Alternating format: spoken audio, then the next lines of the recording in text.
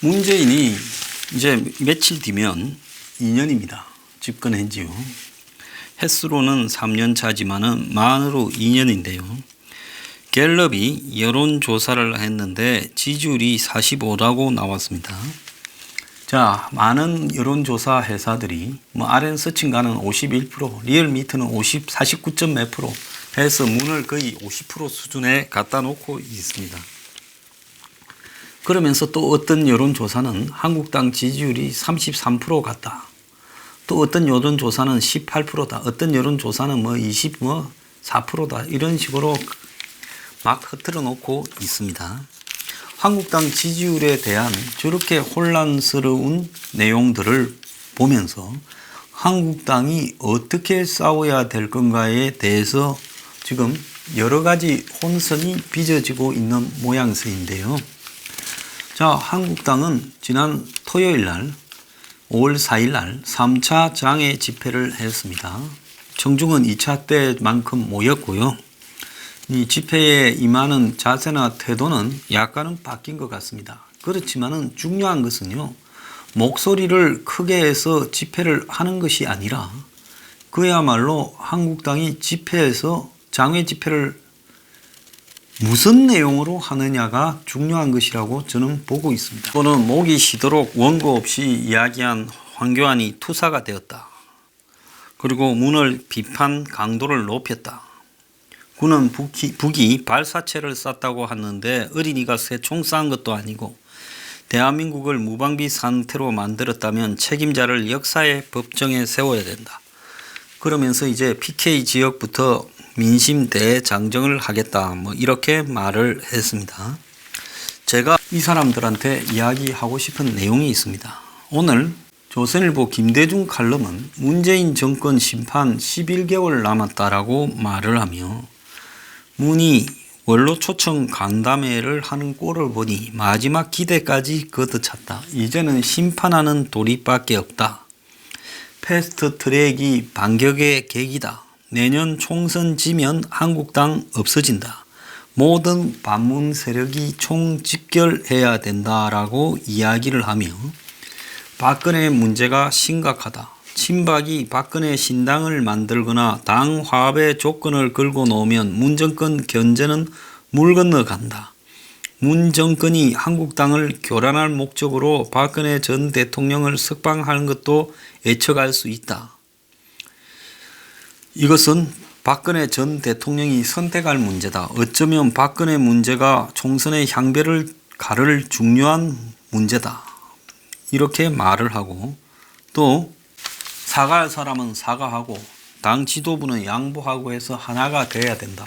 다 좋습니다. 저는 한국당에 이해관계가 없는 사람으로 말하자면 한국당이 메시지를 분명하게 말해라는 겁니다.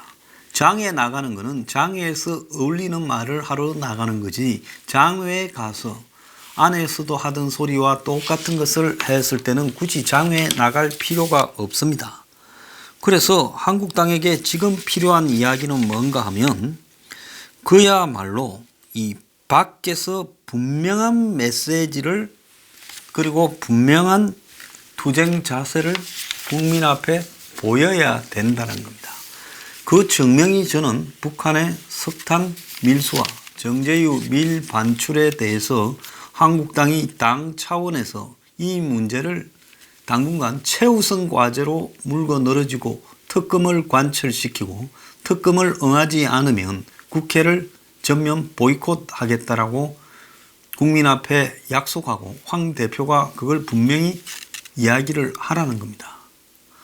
자, 김대중 고민의 이런 말, 문재인 정권 11개월 남아서 전부 분열하지 말고 한데 모아서 싸워야 된다라는 말은 근데 여기서 김대중 고문이 한국당의 황교안, 나경원에게 분명히 해야 될 이야기가 있는 거예요.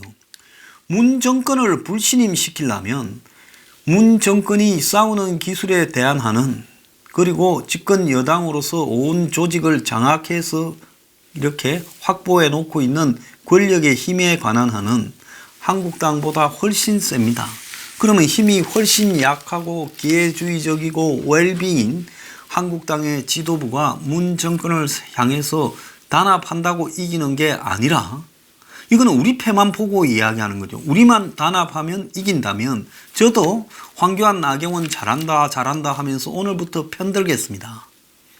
그런데 그게 아니라면 이렇게 해서는 안 되는 거죠. 그렇지 않습니까? 맹목적으로 편들어 줬다가 저쪽에서 나올 카드를 생각하지 않고 우리만 힘을 모으면 이긴다는 식으로 이렇게 낙관적으로 바라보는 시각에 대해서 여태까지 기득권 보수가 이렇기 때문에 실패한 거고요. 김대중 고문 스스로도 기득권 보수의 일원이 아니었는가에 대해서 좀 자성을 해야 된다고 봅니다. 무조건 뭉치면 이겨요? 뭉치는데 전제가 있는 거죠. 강하게 투쟁을 해야 되고 정권을 갖다가 숨통을 끊을 칼을 들이밀으라는 겁니다. 그러면 저도 뭉치겠어요. 그런데 겁이 나서 말도 못하고 빌빌 싸고 있고요. 왜 갑자기 주말 그치면서 석탄하고 정제유 문제가 터져 놓은 줄 압니까? 몰랐다고요? 다 알았지요. 다 아는 이야기를 이제 당에서 이게 좀 심각하다. 우리를 죽이려고 저렇게 베르고 있는데 우리도 칼이 좀 있어야 되지 않겠냐. 그거 좀 뽑아라. 당에서 받쳐줄게. 그래서 설거머니 내놓은 거 아닙니까? 뭐 애들 데리고 장난칩니까? 여태까지 이걸 알면서 말을 하지 않고 있었고 덮어놓고 있었다가 이제서 끄집어내. 그래 좋아요. 뒤에 늦게 나와도. 그런데 여기서 중요한 것은 황교안, 나경원 지도부가 대북 밀무역 그리고 우리들 병원, 문재인 가족에 관한 문제, 문다혜 등 손해원 문제 그리고 드루킹 재특급 문제 등에 대해서만큼이라도 정면에 내걸고 투쟁하라는 겁니다. 자, 지나가면 끝이고 말하지 않는 게 지금 한국당의 행태잖아요. 이제 패스트트랙도 지나갔다고 끝이에요. 벌써 슬슬 국회의원 숫자 300명이 아니라 더 늘리자, 한 330명 늘리자는 이야기가 여권에서 나오고 있습니다. 이건 무슨 말이겠어요? 지역구는 그대로 자기들이 다 뽑아먹고 이제 비례대표 늘린 거를 전부 정의당이나 여기저기 주자는 거 아니겠습니까? 그러면 한국당에 뭉친다 칩시다. 그러면 비례대표에서 갖고 가는 거는 누가 감당합니까? 속수무책으로 저쪽에 다 넘겨주자는 이야기입니까? 말을 하려면 이런 이야기까지도 다 끄집어내고 뭉치자고 이야기를 해야지요. 그리고 황교안, 나경원에 대해서 제대로 투정해라. 가만히 있으면 너네들 죽인다. 죽이고도 남을 놈들이다. 저건 뭐가 좀 상무도해서 못할 짓이 없는 집단들이다. 그렇기 때문에 여태까지의 방식이 아니라 비상한 방법으로 투쟁해서 싸워야 된다 이야기를 해야지. 마치 한국의 지금 문정권 때문에 보수 기득권층들이 손해를 보고 있으니까 기득권층이 살기 위해서 좀 깨놓고 이야기하면 조선 동화 같은 기득 언론들이 좀 살기 위해서 너네들이 선거 좀 이겨달라고 청탁하는 내용으로 보인다는 겁니다. 제가 볼 때요. 이렇게 하면 안 되지요. 말을 하려면 전부 다 해야 되고 하지 않으려면 입 다물어야지요. 그러지 않습니까? 지금 보수 기득권의 대표적인 보수 언론들이 마치 황교안, 나경원을 중심으로 단결하라는 듯이 주문하는데 그들이 지금 보이고 있는 기회주의적이거나 아주 그냥 설설 정권 눈치 보면서 적당히 하는 행태에 대해서 사생결단을 하고 싸울 각오가 없으면 이 시기에 야당의 대표직을 맡으면 안 된다. 당신들은 목숨 걸고 죽기 아니면 살기로 싸워야 되고 그렇게 하려면 최근에 싸우는 의제가 틀려 먹었다라고도 이야기를 해야 되죠. 그 다음에 하나 이야기를 하려면 지금 서민들이 굉장히 늘어가고 있습니다. 중산층이 서민이 되고 서민이 빈민이 되고 있어요. 여기서 중요한 거는 한국당이 도대체 이 서민들을 위해서 뭘 하겠느냐라는 부분의 안을 만들어야 되는 겁니다. 문이 미워서 쫓아내자만 가지고 걸고 싸웠을 때 문이 미운가 한국당이 미운가 봤을 때 거의 삐까삐까 하지 않겠어요? 한국당이 좋아서 찍어준 사람은 몇 명 되겠어요? 그러면 한국당이 도대체 자신들을 도와줬던 서민 보수층에 대해서 어떤 카드를 갖고 있는가도 말을 하라고 했어야죠. 기득권 보수만을 위해서 이뤄온 스스로 기득권 보수인 한국당 의원들한테 그런 부분은 하나도 주문하지 않고 뭉쳐서 싸우고 각자 사과하고 화해해라고 그렇게 말하면 되는 겁니까? 그거는 정치꾼들이나 하는 소리죠. 자영업 3명 중에 1명이 휴폐업을 생각하고 있다. 서민 경제가 무너지는 소리가 온 사방에 지금 진동을 하고 있다고 합니다. 며칠 전에 매경에 이어 동아일보도 늪에 빠진 바닥 경기, 이 금융권 연체 늘어나고 있다고 말하고 있습니다.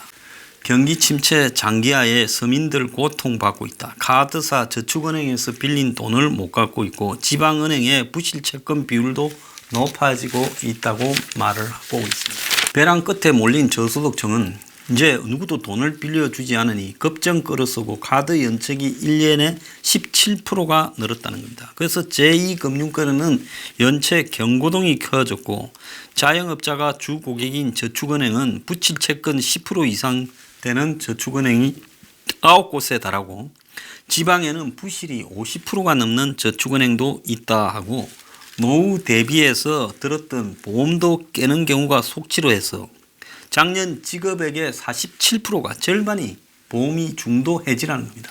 보험 중도 해지하면 손해가 많지요. 그럼에도 이렇게 한다는 겁니다. 자, 이제 정권이 위기의식을 느껴서 금융사들로 하여금 대출을 본격 관리시키면 서민들이 사금융에 빠질 가능성이 매우 크고요. 소상공업 업체 500곳을 중소기업 중앙회에서 조사를 했는데 작년보다 매출이 감소한 곳이 77군데고 휴폐업을 고민한다는 것이 34곳입니다. 자, 강력한 정권의 아킬레스건을 겨냥한 한마디로 정면 대결과 용기 있는 정면 대결과 그리고 서민들의 지금 무너져가는 삶에 대한 대책, 이 두 가지가 같이 나와야 이 싸움에서 이길 수 있죠.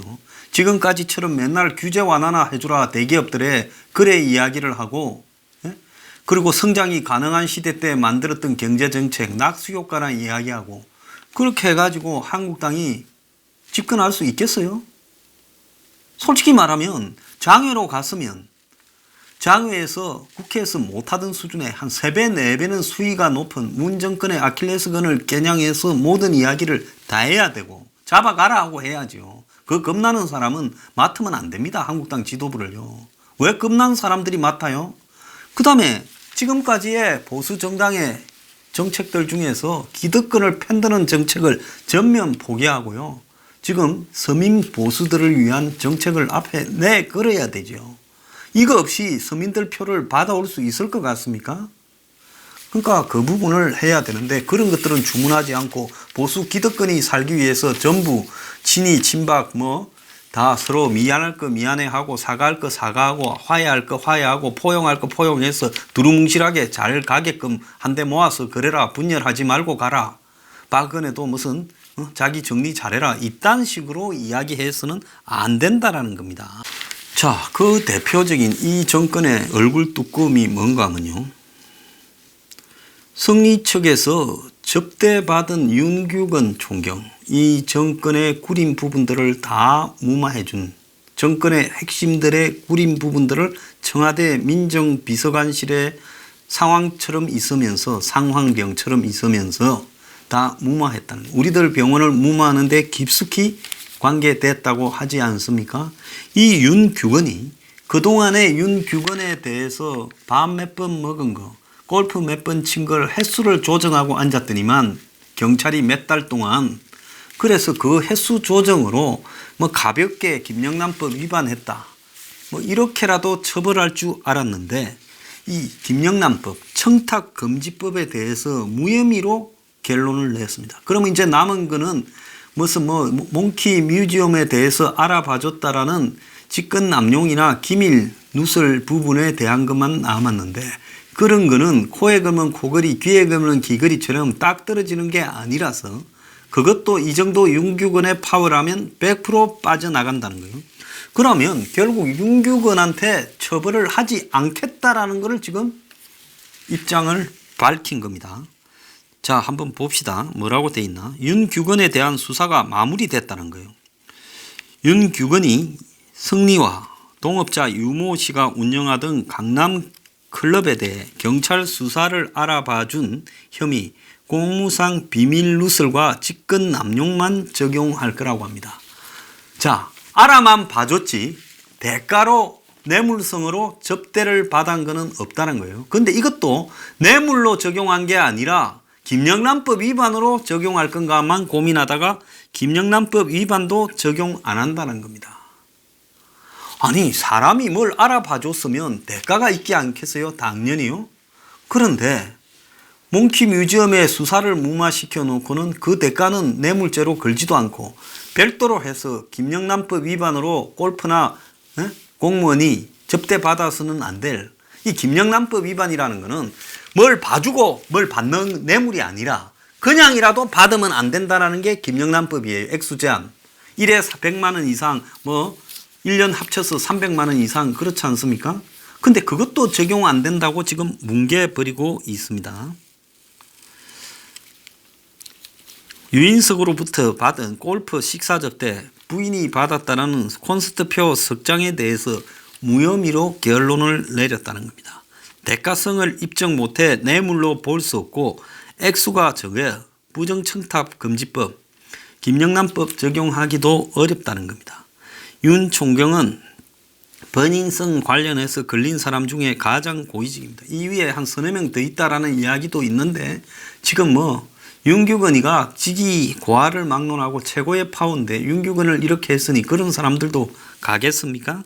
윤규건은 2015년부터 강남경찰서에 생활안전과장으로 근무했고 문재인 정권 출범하고부터는 7월 달부터 2017년 청와대 민정수석실에 민정비서관 밑에 행정관으로 근무했고 경찰은 윤규건의 계좌와 통신기록을 분석해서 4차례 골프 치고 6차례 밥 먹었다 해놓고 윤규건이 유인석으로부터 받은 금품이 김영란법의 형사처벌 기준인 1회 100만 원, 연간 300만 원에 넘지 않았다. 자, 그걸 조정하기 위해서 그렇게 숫자를 맞추고 있다고 제가 그랬지요.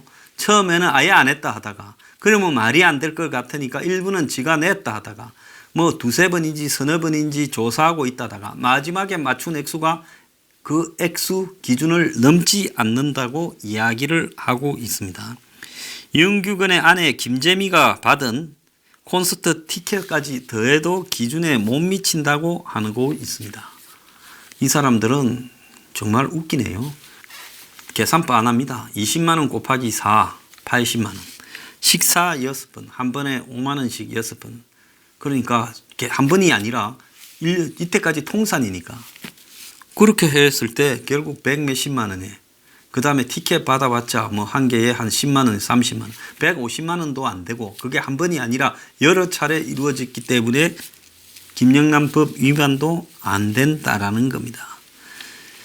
결국 윤규건은 몽키 뮤지엄과 관련해 강남경찰서에 옛날에 근무하던 후배들을 시켜서 수사 상황을 알아본 혐의를 받고 있는데 경찰은 당시 몽키 뮤지엄 영업 담당자를 식품위생법 위반 혐의로 입건해 기소 의견으로 사건을 검찰에 송치했고 클럽은 영업정지 1개월 가징금 400만 원을 받았는데 2016년 초 지인의 소개로 유인석 성리를 만나게 되고 이후에 여러 차례 만났는데 그냥 서로 좋아서 만나서 밥 먹고 골프 쳤다. 그리고 유인석이나 성리도 이렇게 말을 하고 윤총경 위선은 없고 그래서 유착 의혹으로 푼돈 받은 경찰 쫄병들 포함해서 8명을 했다가 이 8명 중에 대부분은 그냥 경찰서 팀장급인 경위나 경사라는 겁니다. 이날 아마 아레나로부터 금품을 받은 이 경위 한 명과 경사 한 명에 대해서 구속영장을 이렇게 청구했다고 합니다. 자, 이 버닝썬의 그 가드 경호를 맡았던 21살 먹은 친구가 다 폭로를 했지요. 그것이 알고 싶다도 나와서 했는데 아예 경찰은 버닝썬 안에 들어오지 않았고 거기 VVIP들이 마약하고 성폭행하는 장소였다라고 이야기를 했습니다. 우리 사회에 잘 나가는 VIP들이 장난치듯이 마약하고 성폭행을 했고 그 경찰들과 관련해서 얼마나 유착되어 있는가 말도 못한다고 했어요. 그럼에도 불구하고 그 최고 수뇌부격인 윤규건은 건드리지 못했습니다. 그래서 윤규건이 얼마나 파워가 센가. 이 정권은요 너무나 뻔뻔해요. 손혜원을 아직도 검찰이 부르지도 않고 있는데 손혜원은 자신을 비판한 사람을 지금 고소를 했습니다. 김태우 수사관은 지금 5개 혐의로 고소되어서 이제 처벌받을 상황이 됐고, 신재민은 자살소동까지 벌여서 손이 발이 되도록 빌고 정신병원에 2달 갇혀 있다가 지금 이제 겨우 풀어줬습니다. 그래서 이 정권과 관련되는 모든 스캔들, 심지어 겁도 없이 덤볐던 드루킹 일당은 초토화돼서 아직도 깜빵에 다 갇혀 있습니다. 김경수는 석방이 돼도요. 그래서 이 정권이 법을 그야말로 판사들을 협박하고 판사들을 자기 편으로 확보해서 법 시스템을 무력화시키고 이제 이걸 가지고 헌법재판관들도 다 자기 편으로 확보하려고 하고 있습니다. 남미의 여러 나라들이 차베스나 무슨 이 모랄레로나 또 더 나아가서 아르헨티나, 브라질의 민주주의가 무너지는 순서에서 핵심은요, 사법기관들, 검사들, 최고재판관들, 헌법재판소 이런 데가 무력화되면서 한마디로 국회가 거의 의미가 없어지는 단계로 가버릴 때 그 나라는 독재로 넘어가 버렸습니다.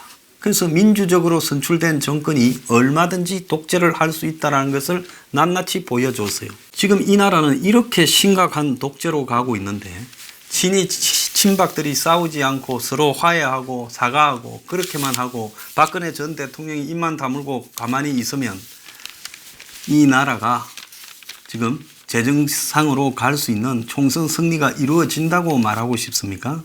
정권의 대통령이 북한에다가 지금 석탄이고 정제이고 다 이렇게 퍼붓고 있는 그런 의심이 지금 나오고 있는 마당에 지금 식으로 싸워서 서로만 단합하면 이길 수 있다고 보십니까? 웃기는 소리라고 봅니다. 중요한 거는요, 단합이 중요한 게 아니라 목숨 걸고 아킬레스건을 건드려야 겨우 이길 수 있을지 그런 상황이라는 겁니다. 이 정권은요, 법치를 가장한 독재로 접어들었는데 독재를 상대로 이렇게 나이브하게 싸워가지고 이길 수 있다고 보십니까?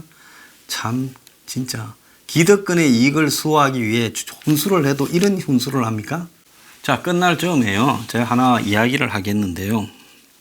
이스칸데르 미사일이 한 발이 지금 가격이 한 50억 됩니다.